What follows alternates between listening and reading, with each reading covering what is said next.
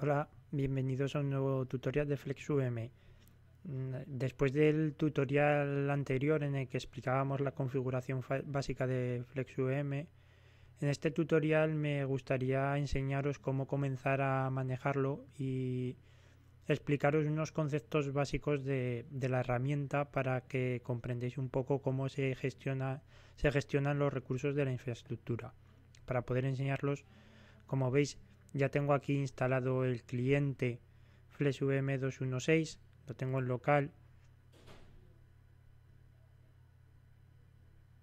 y aquí ya lanzo el mismo cliente que, al igual que en las otras ocasiones, entramos a la IP 191, que es donde está nuestro manager.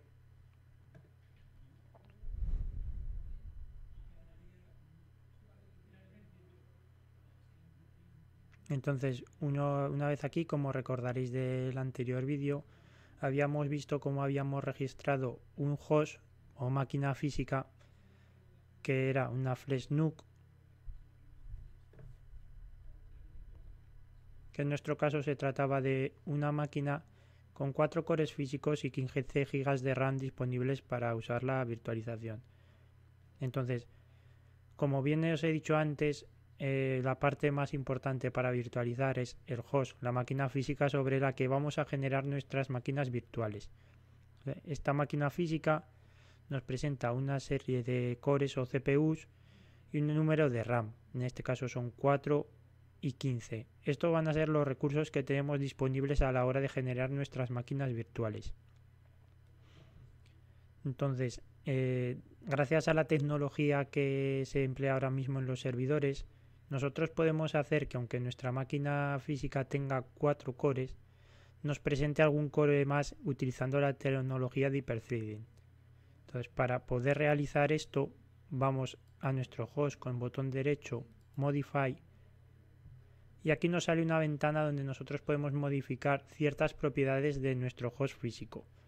Podemos darle una descripción para conocer o bien dónde está ubicado el host o si tiene alguna característica en especial. Luego podemos modificar el host address. Cabe destacar que aquí lo que utilizamos es, le decimos al manager qué dirección IP es la que tiene que utilizar para comunicarse con el host. Esto es debido a que podríamos tener varias redes en nuestra infraestructura y nosotros queremos que la de management vaya por una interfaz y que la que se publique para el uso vaya por otra. Entonces, primero habría que cambiar en el host la IP y luego cambiaríamos la IP aquí para que el manager supiera conectar. El host VDI address es para la extensión de VDI, que los clientes sepan a qué dirección del host tienen que conectarse para ver la consola de la máquina virtual. Lo veremos también en futuros tutoriales. Y por último podemos modificar CPU overcommit y RAM overcommit. Esto lo que dice es por cuánto queremos multiplicar nuestros recursos físicos.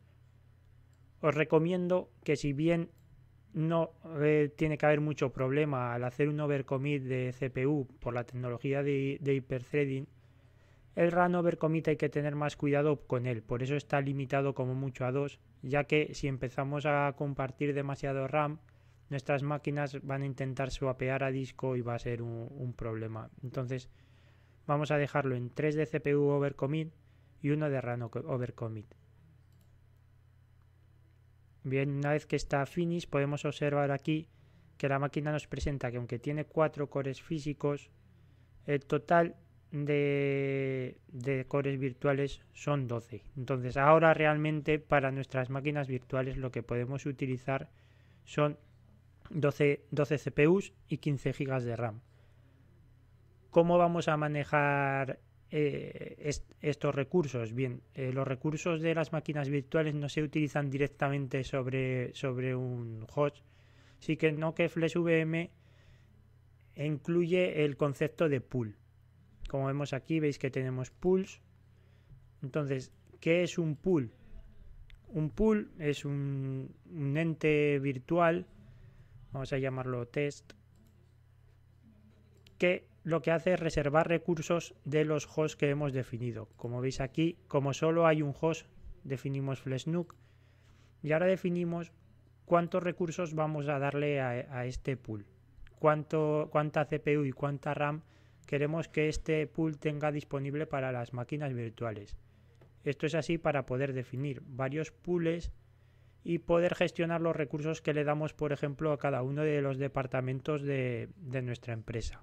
Si queremos que un departamento no pueda levantar máquinas por encima de un total de 4 CPUs y 10 de RAM, pues vamos a definírselo aquí. Y luego ya con eso controlamos que no vamos a sobrepasar lo que tenemos disponible en nuestra infraestructura.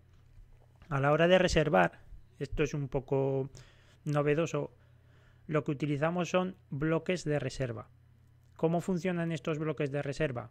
Bien, nosotros definimos para un bloque que está aquí cuánto queremos reservar. Podemos decirle, mira, un bloque son 2 CPUs y para que me cuadre 3 GB de RAM. O vamos a ponerle una CPU y 3 GB de RAM. Entonces, una vez que tenemos esto así, luego vamos a definir cuántos bloques de reserva queremos. Esto en lo que se traduce es que el manager, cuando intente reservar los recursos para este pool, lo que va a hacer es ir reservando tantos bloques como pongamos en Reservation Blocks de CPU y RAM conjuntamente, de tal modo que si no puede reservar en una misma iteración una CPU y 3 GB de RAM, no va a reservar nada. Así evitamos que se queden recursos que no se utilicen nunca. Luego los pools van a tener una prioridad, desde 1 máximo a 5 mínimo. Si tenemos diversos pools con una misma prioridad, lo que hacen es ir reservando bloques en round robin de pools de misma prioridad. Eso luego veremos un ejemplo de cómo, si tenemos dos pools con una misma prioridad, primero reserva un bloque del primero, luego un bloque del segundo y así consecutivamente a llegar al total de CPU requeridas y RAM requerida del pool. Si la prioridad es distinta, primero gestiona todos los pools de más prioridad y luego pasa a la siguiente prioridad. Si le damos, como veis ahora solo hay un bloque de reserva, podemos hacer el ejemplo. Acabo de definir el pool, ¿vale? El pool, como veis, se crea satisfactoriamente y aquí ya tenemos reservado una CPU y 3 GB de RAM. Ahora vamos a modificar este pool, mismo host, y ahora le vamos a decir que en vez de un bloque queremos 3. Como veis, ahora cambia y lo que hace es tener 3 CPUs y 9 GB de RAM. Si yo creo un nuevo pool,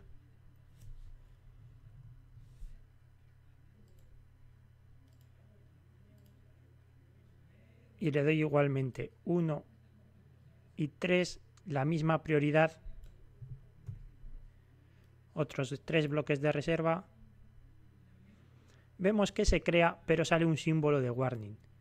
¿Esto a qué es debido? Bueno, esto es debido a que cuando ha empezado a hacer la reserva, como lo que tenemos disponible son 12 CPUs y 15 GB de RAM, y nosotros le estamos solicitando por un lado 3 CPUs y 9 GB de RAM y por otro lado otras 3 CPUs y 9 GB de RAM. Esto hace un total de 18 GB de RAM, con lo cual hay 3 GB de RAM que no va a poder reservar nunca. Eso se corresponde a ese último bloque que no ha podido ser reservado aquí. Como tenían la misma prioridad, este es el estado que queda. Vamos a darle a este un bloque más.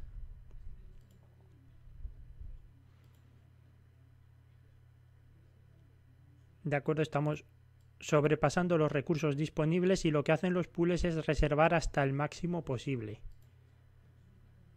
Vale, ahora como vemos tenemos los dos en warning, porque no, como tienen misma prioridad, lo que hace es ir reservando un bloque de test, un bloque de test 2, un bloque de test, otro bloque de test 2, así hasta que no pueden reservar más.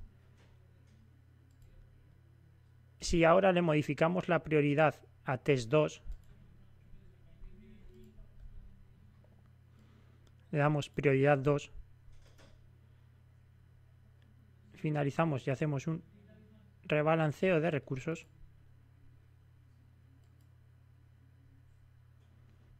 vemos cómo cambia el estado de los pools. ¿Por qué? Porque ahora test, que es el que tiene más prioridad, ha reservado todos sus bloques, y una vez que él ha conseguido reservar todos sus bloques, ha pasado a reservar los bloques de test2. Como vemos aquí tenemos, si hubiera algún guest ejecutándose, veríamos aquí los que se están ejecutando, y en Host Resources vemos cómo están repartidos los recursos del pool en los hosts que tiene asignados. Ahora mismo hay un único host, con lo cual siempre veremos un único host aquí donde se reservan los recursos.